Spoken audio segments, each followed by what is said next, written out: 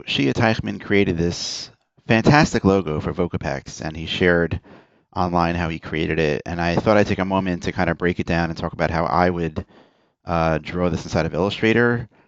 This is what it looks like, the final version of it. If I go into outline mode, this is ultimately what I end up with. I'm working specifically with strokes, but I want to talk about kind of a more modern way of using some of the newer tools inside of Illustrator to make this process really, really very simple. So I'll go to the beginning. He had a fantastic sketch. He built this by hand and sketched it out. Did a really good job on kind of understanding what the concept is. And then, like most of us do, we take a photo or we scan it, we bring it into Illustrator, place it as an image. And what I'll start by doing here is just kind of changing layer number one to just call it image, right, for this. And then what I'll do is I'll change the opacity because I want to be able to draw on top of this. I'm going to change the opacity of the layer. I like to sometimes when I know I have things for sure changing on layers, I don't select the object and then change the object's opacity. I choose the entire layer by targeting the layer, the little circle, we call it a target circle on the right side of the actual layer itself. And now that that's targeted, if I make an adjustment to opacity, and let's say change it to 40%, that makes the entire layer have an opacity setting, meaning anything on that layer gets an opacity setting. So that part's done. Now what I want to do is I want to draw on top of this. So I'm going to create a new layer, and I'm going to lock this layer so that it doesn't get in the way about anything. So that serves as the background. Now I'm not going to start drawing yet because what I want to do is create some guides. And a lot of people in the kind of old way of using, I'm using air quotes, but the old way of using Illustrator would be to go to the, to the rulers here and kind of drag out guides to work with. I'm not going to do that for two reasons. A, it's really slow and difficult to do, and B, you gain a lot more benefits now using something inside of Illustrator called Smart Guides. It's important to realize that anything in Illustrator can act as a guide. Don't think that you have to only drag out things this way. So let me give you an example of what I mean, and we'll see what that's going to turn out to. I'm going to change the name of this layer to guides. I don't have to do that, but I just do that for my own purposes so that it's easier for me to organize my artwork. And what I'll do is I will take just a regular rectangle and just draw out, in this case here, a rectangle like this, because I want to have an understanding about what things are. I'm going to press D for default. It's a white fill and a black stroke. Well, it's really hard to kind of see what I'm doing here. So I'm going to actually change it. Shift X will swap my fill and strokes, and I have a black fill, and then let's do a white stroke. I'll fill none for the stroke. For me, guys, I actually like to color them blue, cyan, or something else like that so they don't get in the way. And I still have a hard time, again, kind of seeing exactly what I'm going to be doing with my guys. You'll understand this in a minute. But I'm going to change, again, the opacity of this entire layer to like 30%. And now I'll be able to kind of see through that like cyan color to the scan that's behind it. Now, the beauty of using objects as guides is that I can be very precise. So if I know exactly what size I want this to be, go to the transform panel. I see right now the height of this is like 0.14, but let's say I want to just make it exactly 0.15 inches. Now I have that exact shape. I'm going to take this shape right here, and let's say drag it over right about, I'm just doing this by eye, right about where, same way I would pull a guide down for this. And let's say I have it set to this. Option, drag, and shift down to here, and then hit Command D again so I have them all evenly spaced. So now I have this perfectly. If I want to just nudge it down a little bit, let's say I do it that way. So now these are all evenly spaced, right? And they're nice shapes. I can select these all and just drag it out across my entire piece of artwork. So this way I have it across the board. And then I'm going to do vertical stuff, right? So same thing. I can take one of these, just make a copy of it, and rotate it, or actually just draw a new one. Why not? Draw a new shape. I don't care about exact sizes here. You'll all understand this in a minute. Transform, and I want this to be width, the same as the height was of the other one, 0.15. And then I'll put these exactly where I need these to be. So one here, for example, option drag to about here, let's say, right? And then once I have these, if I know that I want my characters to be about the same, I can just option drag both of these, let's say to here, for that matter. I see here the C is a little bit shorter, which is totally fine. Nudge that over. And I would just create a whole bunch of these. Probably I'm imagining the width of the C is the same as the A and the P. So it makes sense that the C maybe and the E are a little bit shorter. Nice design choice that's there. And the reason why I'm doing this is because I want geometry inside of Illustrator that's going to allow me to do the following. So let's just say I keep with the way that it is right now, right? Maybe I'll add one more kind of right here in the center of the V. So what I want is some way where I can have this kind of geometry. And the reason why is because what I'm going to do is take everything I've done and make it invisible, right? So I'm going to go to my guide layer. I'm going to change the opacity right now of all of these to completely zero, so I don't see them at all. But I want access to this geometry that I was able to do very quickly and also to calculate exact sizes. I'm now going to completely lock this layer so that I don't actually end up interacting with it. And here's why I'm doing that. If I create now a brand new layer, I'm going to draw the logo on this layer. Let's call this layer logo. Watch what happens now when I switch to, let's say, my rectangle tool and I mouse over my piece of artwork. Because those shapes are there, Smart Guides kicks in and will identify exactly where the center points are for all these areas, right? This is the beauty of Smart Guides. I was basically able to use regular rectangles to kind of draw basic geometry to ensure that I'm going to get consistency across my entire piece of artwork. And now, because of that, I'm leveraging the power of Smart Guides. If I use my pen tool, for example, and I come to this part of the A, you'll see that I have the ability to kind of quickly identify where the exact center points and intersections are for all the paths that I eventually want to be able to draw. So if I want to draw, it's going to be very easy for me to do that, right? So here's how I go to town now creating this. The shapes that I'm dealing with here have these beautiful round corners and also round ends. I'm going to leverage Illustrator's ability to just take any single stroke and apply a beautiful round bend to it, which is basically the joins and also the caps at the end, right? So if I were to take this right now and just say, draw a shape, I know where the center is, which is right here, right? Center right down here, and I come up over here, let's say, and I'm just going to eyeball it, right? D for the fault on that one. Let me go ahead and select it and just change it to have no fill. Let's just leave everything right now black for now. And I'm going to very quickly just create the V of what I need right here. I'm going to tap the O key for the ability to reflect something, right? Click so that my origin point is right here at the bottom of this. And then go ahead and Option and Shift so that I now create a perfect copy of that one.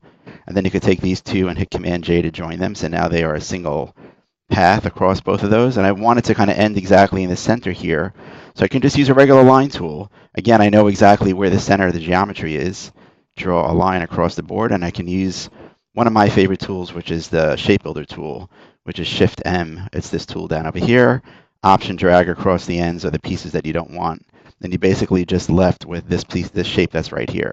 And the reason why I choose to build this way is I now have a single stroke, which I can now bump up to like, let's say 11 or 12 point, and go to my stroke settings and turn round cap and also round corner on, which give me the beautiful shapes that I want automatically. And what I try to do every single time is just let Illustrator do all the hard work for me, so I don't have to do anything. And if I want to be able to have a closer understanding about what my artwork is doing, in this case here, I'm going to take this entire layer and just make it also give it some opacity settings so I could see my sketch through it, so that I have an understanding about where I'm going. Maybe 50% is a little bit too, let's go to 70 maybe. So now I can kind of basically see the sketch through what I'm drawing, so I know what I'm doing, right? Let's do the next one. Really, really straightforward and simple. I have a basic idea. I can use my regular rectangle tool, right? And just know exactly here, because the guides kind of already exist. Click and drag and create a perfect square. That's that way. Now in this case here, I actually want to create more of a rounded edge. I don't want, to use just the round caps here that work well for this one, but I really need something that's more rounded on this one. So I'm going to use Illustrator's rounded corner setting. There's multiple ways to do that. If you haven't used Illustrator, the newer versions of Illustrator, when you select a shape, you have these little circles on the inside, and you can basically click, and then I'm going to hold down the Shift button so I could select all of these at once, and then double click on it and change it to, let's say, OP12. Click OK, and then I kind of get a rounded shape that's like that, right? So it's still that shape, and maybe it's too much. Maybe it's not OP12, maybe it's OP10 or something else like that. So I can make adjustments to that. Another way to do that is to also open up the transform panel. The transform panel, if you extend it to all aspects of the transform panel. And a way to do that is to um, not double click on that. Double click on any of the circles that you have over here, and where it says rectangle properties, you can see that right now around the corners, I have it set to that OP12, but I can make it OP10. Kind of see how that is, and maybe I'm happier with the OP10 option, right? I'm old school, so I use picas instead of inches, but choose to use that any way you want. Now that I have this again, I can very easily, and we'll cut the parts out here because the O is split into two colors, which is a really cool understanding. But I can drag this option drag, and you can see because I have the shapes that I created for the guides back before, it's so easy to make adjustments to this. We'll come back to the shape also. Maybe let's jump straight to the A for a second, right? So I can just simply drag this so that it snaps to the center of the A that's there and the center that's here as well. Option drag to create a copy of that. Let's have this snap to the center. Can do the same here for this as well. And it's very easy for me to create these shapes. Let's do the C. Now for the C over here, right, I don't have this side that's over here easily taken care of. I can double click on this and make this 0. Same thing for here. Double click on that, make it 0 so that I only have the rounded edges on this side. And then simply select this part and delete it, right? Now the C needs to be shortened a little bit. Select these two, nudge them back just a drop to where it needs to be, right? And that's the same approach that I would take for this as well, right? I could take these shapes right here, right? And I could choose to come here and add an anchor point. Let's say just to this part of the path. Let's say I do one here and one here as well. And it doesn't make a difference where, honestly, because the beauty of Illustrator is you let it do all the hard work for you. Select just this part of the path, hit delete. Select just this part of the path, hit delete. And then take these two shapes, these two ones right here. I have these two anchor points right now selected.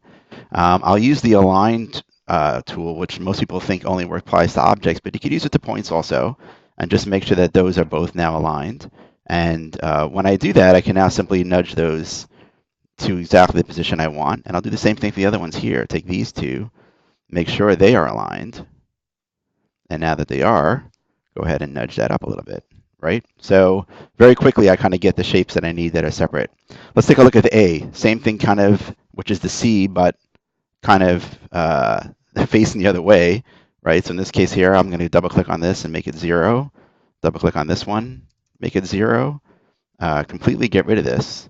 And then I could use my regular line tool to go ahead and click and drag across here to give me that beautiful A, right? Let's do the P. P is very similar to that. I could take the same line here and just option drag and create a copy of it that way if I wanted to, but let's go back to here for a second. Let's first get rid of these parts right here, which is double click on that, make it a 0, right? Take this part of the path right here on the bottom, make this a 0. We get rid of this. We don't need that anymore, right? We move this one up, drag it up to right here, smack in the center where it intersects. Take the line tool, create a lovely line from here to here. And there you have a lovely P. And I would do the exact same process for the E. I can kind of steal the C that I already have started on, option drag. Again, the beauty of having the guides, I mean, it took an extra couple of seconds in the beginning to set the guides up, but now you don't even think about it, right? And let's go ahead and put this where it needs to be, steal this part of the P over here, give this one here, bring this one to right about there. And then finally, for the X over here, what I'll do is I'll just take my pen tool, right?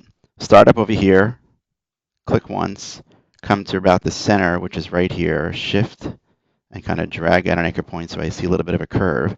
Once I have that, I will take this entire shape that I have, hit O to reflect, create a copy of it right here, then select these two, Command J, so that it's now one shape, O again, click, option drag, and then have the X that way. Now what I would do is normally, like if you are like a stickler about everything there is with typography, usually whenever you have like rounded parts of letters, you want them to extend just a little bit down so that they appear optically on the same level as letters.